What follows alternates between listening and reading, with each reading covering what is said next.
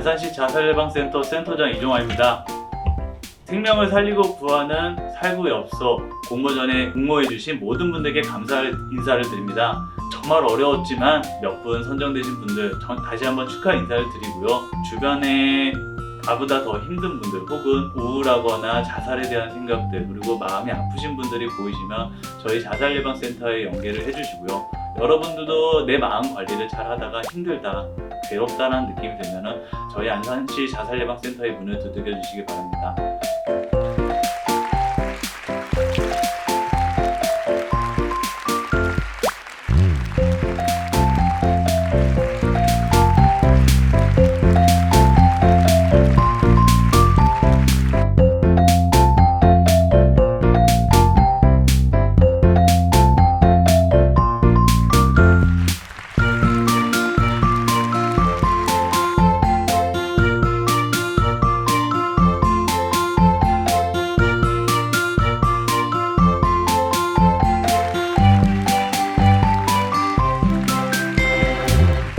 네, 우선 이렇게 큰 상을 주셔서 정말 감사하다는 말씀 드리고 싶습니다. 저도 과거에는 정말 힘들었던 시간을 보내면서 삶의 끝자락에 대한 고민을 많이 했었는데요. 이 시를 쓰면서 저의 과거를 위로하고 또 저와 같은 시간을 보내고 있을 많은 분들께 위안이 되었으면 좋겠다는 마음에서 이 시를 작성하였습니다. 앞으로 이 시를 읽으신 모든 분들이 행복한 일들이 가득하셨으면 좋겠습니다. 감사합니다. 살리고 구하고.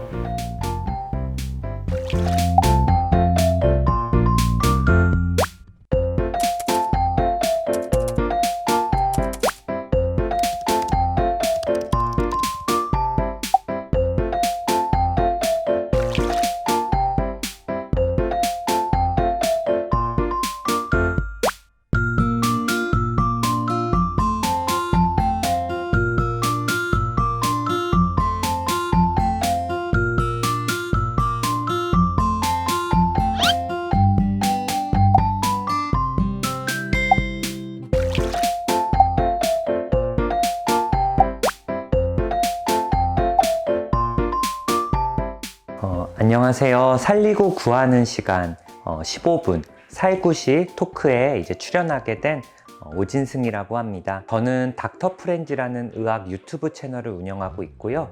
또 정신건강의학과 전문의로 활동을 하고 있습니다. 제가 유튜브 활동을 하고 이제 진료를 하니까 이제 많은 분들이 이제 질문을 주시는데요. 그 중에 많이 받는 질문들 중에 하나가 가족 중에 혹은 친구가 정신적으로 많이 힘들어하고 스트레스를 받는데 내가 해줘야 할 말은 뭐가 있을까요? 이렇게 물어보시는 분들이 굉장히 많습니다. 저는 일단 이런 분들은 절반은 일단은 이미 성공이다라고 말씀을 드리고 싶어요. 일단 내 주변의 가족이나 친구가 힘든다는 걸 일단은 알게 되신 거고 그런 관심이 있으신 거잖아요. 일단은 내가 주변 사람들을 도우려면 일단 시작이 관심부터 시작을 하셔야 되는데 이런 분들은 일단 관심이 있으니까 그런 면에서는 굉장히 좋은 것 같습니다. 이런 관심이 있다. 그래서 내 주변 사람들이 힘든 걸 내가 알아. 그러면 어떻게 해야 될까? 실제로 이제 병원에 오시는 환자분들 이야기를 들어보면 내가 주변 사람들한테 힘들다고 얘기를 할 때 주변 사람들의 얘기를 듣고 응원을 받았다, 격려를 받았다라는 이야기보다는 오히려 상처를 받았다라고 얘기하시는 분들이 굉장히 많습니다. 얘기들을 저도 조금 더 깊게 들어보면 주변 사람들이 어떤 상처를 주려는 의도로 이야기를 했다기보다는 이 정신질환에 대한 어떤 이해도가 부족해서 생긴 오해라고 말씀을 드리고 싶습니다. 정신질환이라고 하는 거는 여러 가지 어떤 신경전달 물질이라던가 뇌 기능 저하 같은 그런 신체적인 문제일 가능성이 굉장히 높습니다. 우리가 정신질환은 흔히 마음의 병이다 이렇게 얘기하시는 분들이 많은데 저는 개인적으로 마음의 병보다는 뇌의 질환이다라고 이야기를 하고 싶습니다. 고혈압이나 당뇨 환자분들이 스스로 혈압이나 혈당이 잘 조절되지 않는 것처럼, 그리고 내가 감기 걸렸을 때 콧물이나 기침이 잘 조절되지 않는 것처럼 정신질환 환자분들도 우울감이라던가 무기력감, 또 자살 사고 같은 게 자기 뜻대로 조절되지 않는 분들이거든요. 이런 분들한테 야, 힘 좀 내라, 의욕 좀 가져라, 긍정적인 생각을 해라. 이렇게 이야기하는 건 오히려 그분들을 상처를 줄 수 있고 좀 속상하게 만들 수 있습니다. 그 누구보다 스스로 좋아지고 싶어 하는 분들이 힘들어하는 분들이기 때문에 그런 이야기는 사실은 이런 분들한테는 오히려 상처가 될 수 있습니다. 그래서 이런 분들은 그런 게 잘 되지 않기 때문에 이런 정신건강 전문가들을 만나서 상담도 받고 치료도 받는 거거든요. 이런 분들한테 조심해야 되는 것들이 몇 가지 있습니다. 오늘 제가 그런 부분들에 대해서 좀 말씀을 드릴 건데요. 주변에 힘들어하는 가족이나 친구한테 내가 하지 말아야 되는 행동과 좀 하면 도움이 되는 행동들을 오늘 말씀을 드리려고 합니다. 첫 번째는 주변에 이렇게 힘들어하는 분들이 있을 때 나도 힘들었었어. 나도 그때 그랬었어. 이렇게 자신의 힘든 얘기를 하는 경우가 있거든요. 그래서 아마 이 얘기를 하는 분들의 의도는 나도 이렇게 힘들었는데 지금은 좋아졌다라는 이야기를 하시면서 이런 공감대를 형성을 하려고 하신다라고 생각은 하지만 내가 지금 너무 힘든 상황인데 상대방이 이렇게 나도 힘들었던 얘기 그러면서 좋아졌던 얘기를 하면 어떻게 들리냐면 야 너만 힘든 거 아니야 나도 힘들었어 이렇게 또 오해를 할 수 있습니다. 그래서 주변에 힘들어하는 분들이 있을 때 나도 힘들었다 이런 얘기를 하기보다는 그분의 얘기에 좀 더 경청을 해주시면 좋을 것 같고요. 너무 상대방이 힘든 얘기만 하니까 이제 상대방의 기분 전환을 위해서 좀 대화의 주제를 다른 걸로 바꾸는 분들도 가끔 있거든요.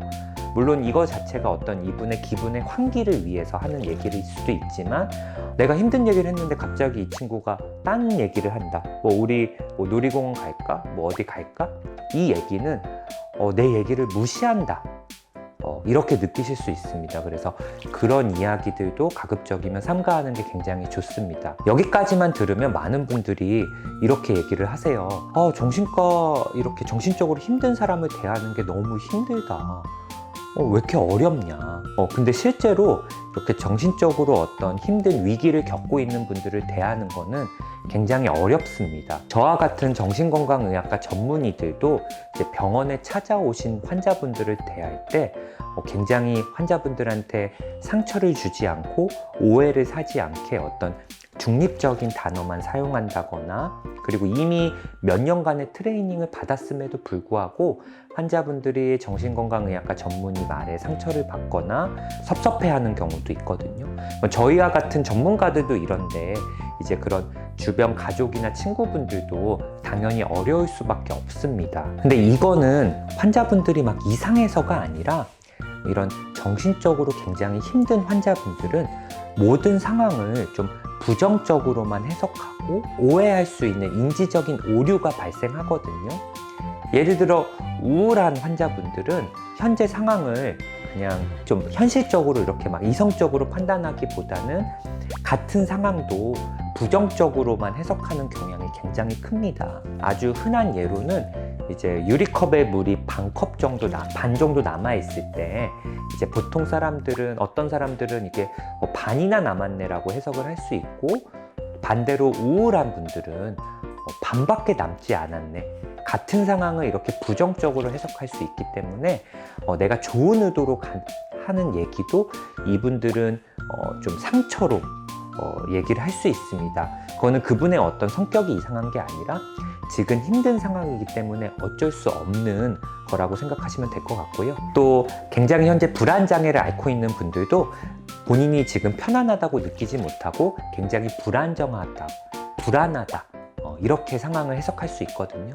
이런 것들이 인지적 오류라고 하기 때문에 내가 좀 좋은 의도로 한 얘기가 이분들한테는 좀 부정적으로 해석할 수 있다는 걸 좀 생각을 해보시면 좋을 것 같습니다. 그래서 사실 소중한 사람들이 힘들어하고 있을 때 내가 무언가 도움이 되고 싶으시면 말을 많이 하기보다는 옆에서 그분들의 이야기를 좀 많이 들어준다는 생각을 하시면 좀 좋을 것 같아요. 우울한 상황에 빠지고 힘들어하는 분들을 보면 좀 안타까운 마음 그리고 그런 마음에 조언을 건네고 싶은 마음들이 굉장히 많으실 텐데 좀 가급적이면 좀 적게 하고 그분의 얘기를 좀 많이 들어주겠다라는 생각을 하시면 좋을 것 같고요. 무언가를 해봐라라고 이렇게 조언을 하기보다는 예를 들어 같이 뭔가를 함께 해보자 이런 얘기를 하시면 특히 도움이 될 것 같습니다. 병원이나 자살예방센터, 정신건강복지센터를 다니는 분들이 가족이나 친구한테 숨기고 다니는 경우가 제법 됩니다. 사실 우리나라는 정신질환에 대한 이런 편견이 굉장히 크기 때문에 그런 분들의 마음이 사실은 좀 많이 이해가 되는데요. 전문가의 도움을 받으러 오는 게 엄청난 용기를 내서 오시는 거거든요. 근데 이런 분들한테 주변에서 야, 정신과 약은 별로 좋지 않다던데, 소용없대더라. 약 먹으면 이상해진대더라. 야, 상담 내가 받아봤는데, 혹은 내 친구가 받아봤는데, 상담은 전혀 하나도 도움이 안 된다. 이렇게 얘기를 하면 환자분들의 어떤 치료 의지가 굉장히 떨어지고, 진짜 힘들게 용기를 내서 왔는데, 더 이상 치료를 받지 않고 치료를 중단하는데 아주 큰 원인이 됩니다. 주변에서 좀 그렇게 진료를 받는 분들, 전문가의 도움을 받는 분들이 있다면 좀 응원, 좀 격려를 보내주시면 환자분들이 진료를 하는데 굉장히 큰 도움이 될 겁니다. 그리고 가끔 제가 이제 병원에서 진료를 하다 보면 환자분이 진짜 지난주에 비해서 굉장히 표정이 밝아지고 활기차져서 이렇게 병원에 들어오시는 경우가 있거든요. 그래서 제가 이제 그런 분들한테 무슨 좋은 일 있으세요라고 여쭤보면 하시는 말씀이, 사실 저는 잘 몰랐는데 회사에서 요즘 좋은 일 있냐, 표정이 밝아졌다 이야기도 하고, 혹은 가족분들이 너 정신과 치료 받으면서 좀 많이 좋아진 것 같아, 상담 받으면서 전보다 말도 많아지고 좀 좋아진 것 같아, 이런 주변 분들의 이야기 들으면서 내가 굉장히 기분이 좋아졌다고 생각하고 병원을 더 열심히 다녀야겠다라고 이야기하시는 경우가 많거든요.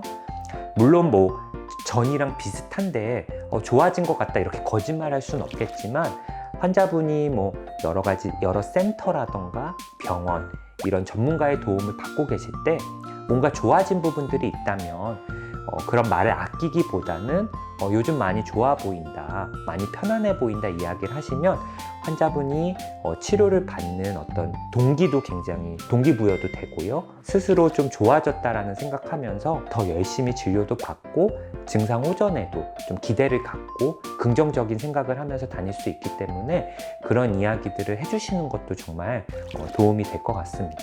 물론 환자가 갖고 있는 어떤 질환이나 이런 증상의 중증도에 따라 달라지긴 하지만 정신질환 그리고 정신적인 위기를 갖고 있는 분들이 평균적으로 한두 번 만에 2, 3주 만에 치료만으로 갑자기 좋아지는 거는 쉽지 않습니다. 사랑하는 소중한 사람이 힘들어하니까 옆에서 그런 분들을 지켜보는 마음이 좀 많이 안타깝고 그런 건 알겠지만, 주변 분들이 이 환자분이 빨리 낫지 않는다고 너무 조급해하고 초조해하면 환자분들도 스스로 왜 이렇게 빨리 안 낫지? 자책을 하거나 또 치료에 대해서 이런 호전에 대한 기대가 굉장히 낮아지기 때문에 좀 치료를 포기하는 경우도 있거든요. 안타까운 마음, 그리고 좀 빨리 좋아지셨으면 하는 그런 소망은 알겠지만 그래도 옆에서 좀 인내심을 갖고 지켜봐 주시고 환자분의 얘기에 많이 좀 들어주시면 좋을 것 같고요. 그리고 환자분이 소중한 사람이 힘들고 괴로워하는 걸 보면 너무 힘들겠지만 인내심을 가지고 좀 지켜봐 주시면 좋을 것 같습니다. 요즘은 진짜 여러 분들이 좀 많이들 힘들어 하시는 것 같아요. 여러 가지 지금 사회적인 상황이나 좀 전 세계적인 어떤 재난 상황 때문에 많은 분들이 힘들어하고 병원에 찾는 분들이 많습니다. 제가 오늘 토크 앞에서도 말씀드렸다시피 소중한 사람을 구하기 위해서, 소중한 사람을 도와주기 위해서 제일 먼저 필요한 건 따뜻한 관심입니다. 요즘 여러 가지 상황 때문에 사회적인 고립감을 느끼는 분들도 많습니다.